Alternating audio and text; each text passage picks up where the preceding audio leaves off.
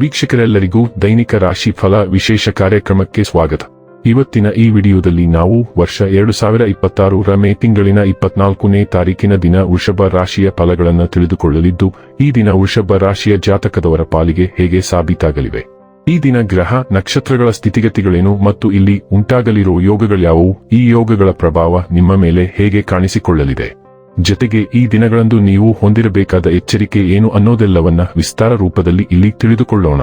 ಮಾಹಿತಿ ತಿಳಿದುಕೊಳ್ಳುವುದಕ್ಕೂ ಮುನ್ನ ನಮ್ಮ ವಿನಂತಿ ಎಂದರೆ, ನೀವಿನ್ನೂ ನಮ್ಮ ಚಾನೆಲ್ ಸಬ್ಸ್ಕ್ರೈಬ್ ಮಾಡಿಲ್ಲವೆಂದರೆ ದಯವಿಟ್ಟು ಈಗಲೇ ನಮ್ಮ ಚಾನೆಲ್ ಅನ್ನು ಸಬ್ಸ್ಕ್ರೈಬ್ ಮಾಡಿ. ಹಾಗೆ ನಿರಂತರ ವಿಡಿಯೋ ಅಪ್ಡೇಟ್ಸ್ಗಳಿಗಾಗಿ ಪಕ್ಕದ ಬೆಲ್ ಐಕಾನ್ ಕ್ಲಿಕ್ ಮಾಡಿ. ವಂಶ ಪಾರಂಪರ್ಯ ಜ್ಯೋತಿಷ್ಯರು ನಂಬರ್ 1 ವಶೀಕರಣ ಸ್ಪೆಷಲಿಸ್ಟ್. ವಿದ್ಯೆ, ಉದ್ಯೋಗ, ಮದುವೆ, ಹಣಕಾಸಿನ ಸಮಸ್ಯೆ, ವ್ಯಾಪಾರ, ಆರೋಗ್ಯ ಸಮಸ್ಯೆಗಳಿಗೆ ಫೋನಿನ ಮೂಲಕ ಪರಿಹಾರ. ಇಂದೇ ಕರೆ ಮಾಡಿ. ವೀಕ್ಷಕರೇ, ಈ ದಿನವು ಭಾನುವಾರದ ದಿನವಾಗಿರಲಿದ್ದೆ. ಈ ದಿನದ ವೃಷಭ ರಾಶಿಯ ಫಲಗಳ ಕುರಿತು ನೋಡುವುದಾದರೆ, ನೀವು ಮಾನಸಿಕವಾಗಿ ಮತ್ತು ದೈಹಿಕವಾಗಿ ಸ್ವಲ್ಪ ಸುಸ್ತನ್ನು ಅನುಭವಿಸಬಹುದು. ನಿಮ್ಮ ಚೈತನ್ಯವನ್ನು ಹೆಚ್ಚಿಸಲು ಸ್ವಲ್ಪ ವಿಶ್ರಾಂತಿ ಮತ್ತು ಪೌಷ್ಟಿಕ ಆಹಾರ ಬಹಳ ಸಹಾಯ ಮಾಡುತ್ತದೆ. ಕುಟುಂಬದ ಯಾವುದೇ ಸದಸ್ಯರ ಕಾಯಿಲೆ ಬೀಳುವ ಕಾರಣದಿಂದಾಗಿ ನೀವು ಆರ್ಥಿಕ ತೊಂದರೆಗೊಳಗಾಗಬಹುದು. ಆದಾಗ್ಯೂ ಈ ಸಮಯದಲ್ಲಿ ನೀವು ಹಣಕ್ಕಿಂತ ಹೆಚ್ಚಾಗಿ ಅವರ ಆರೋಗ್ಯದ ಬಗ್ಗೆ ಕಾಳಜಿ ವಹಿಸಬೇಕು. ಜನರು ಮತ್ತು ಅವರ ಉದ್ದೇಶಗಳ ಬಗ್ಗೆ ಅವಸರದ ತೀರ್ಮಾನ ಕೈಗೊಳ್ಳಬೇಡಿ. ಅವರು ಒತ್ತಡದಲ್ಲಿರಬಹುದು ಮತ್ತು ಅವರಿಗೆ ನಿಮ್ಮ ಸಹಾನುಭೂತಿ ಮತ್ತು ತಿಳುವಳಿಕೆಯ ಅಗತ್ಯವಿರುತ್ತದೆ. ನಿಮ್ಮ ಪ್ರೀತಿ ಸಂಗಾತಿಯ ಸಾಮಾಜಿಕ ಮಾಧ್ಯಮದ ಕಳೆದ ಕೆಲವು ಸ್ಟೇಟಸ್ಗಳನ್ನು ಪರಿಶೀಲಿಸಿ ನೀವು ಒಂದು ಸುಂದರ ಅಚ್ಚರಿಯನ್ನು ಪಡೆಯುತ್ತೀರಿ. ಈ ರಾಶಿಚಕ್ರದ ಜನರು ಇಂದು ಮೊಬೈಲ್ ಮೇಲೆ ಇಡೀ ದಿನವನ್ನು ಹಾಳು ಮಾಡಬಹುದು. ಮದುವೆಗಳು ಏಕೆ ಸ್ವರ್ಗದಲ್ಲಿ ಮಾಡಲ್ಪಟ್ಟಿವೆ ಎಂದು ನಿಮಗೆ ಇಂದು ತಿಳಿಯುತ್ತದೆ.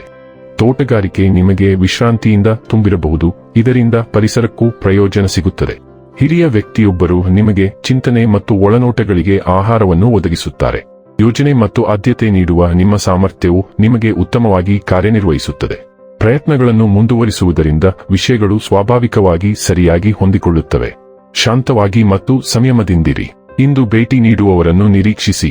ನಿಮ್ಮ ಆರೋಗ್ಯದ ಬಗ್ಗೆ ಗಮನ ಕೊಡಿ ಮತ್ತು ವಿಶ್ರಾಂತಿ ಪಡೆಯಲು ಸ್ವಲ್ಪ ಸಮಯವನ್ನು ಕಂಡುಕೊಳ್ಳಿ.